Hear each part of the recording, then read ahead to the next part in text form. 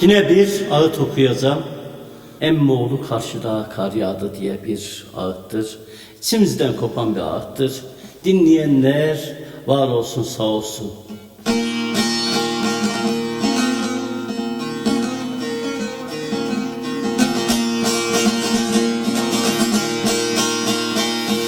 Kış yaşattı bize nailler Temmuz ayında Emmoğlu karşıda kar yağdı.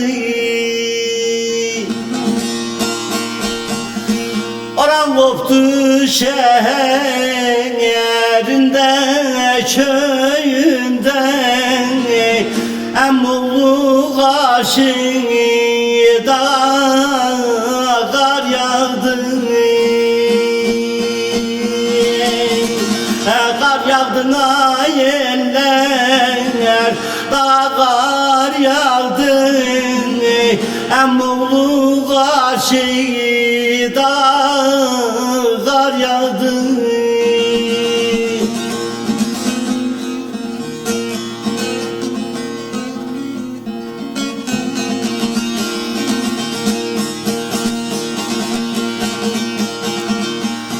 Neydem dağını yamanım zalim feleğini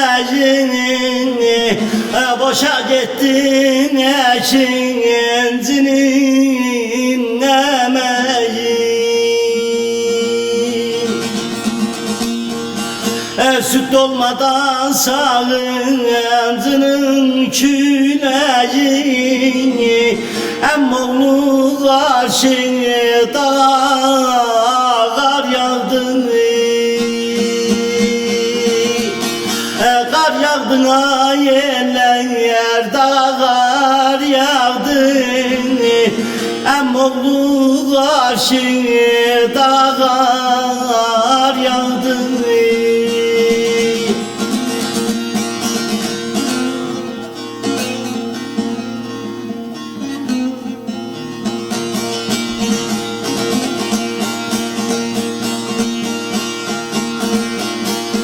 Böyleymiş tabi yatın oyunun göremedik halen yazın yayını.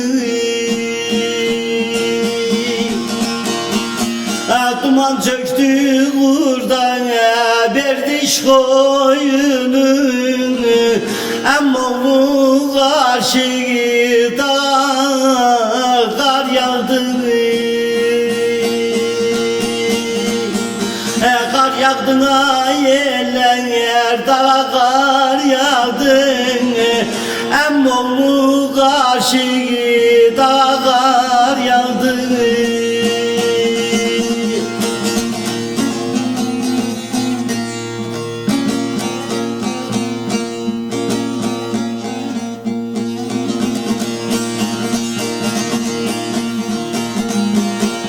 Neydem güzel gelmeden Emmoğlu kurudu dallar.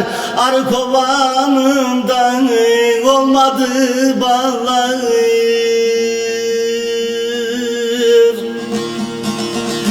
Kıra vurdu soldu men önleyem çiçekler gülleri.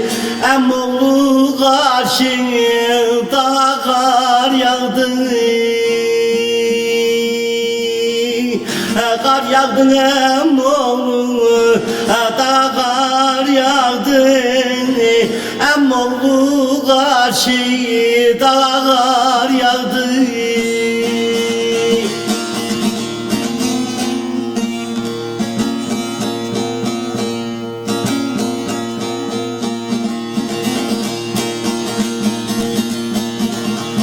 Neydem titriyor ellerim Emmoğlu yazmıyor kalem.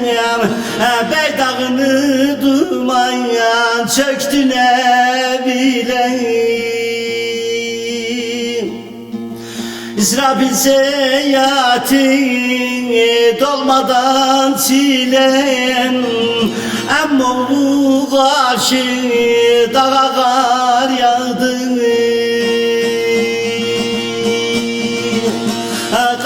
Karşıdadan emmim oğlu kar yağdı, emmoğlu karşıda kar yağdı.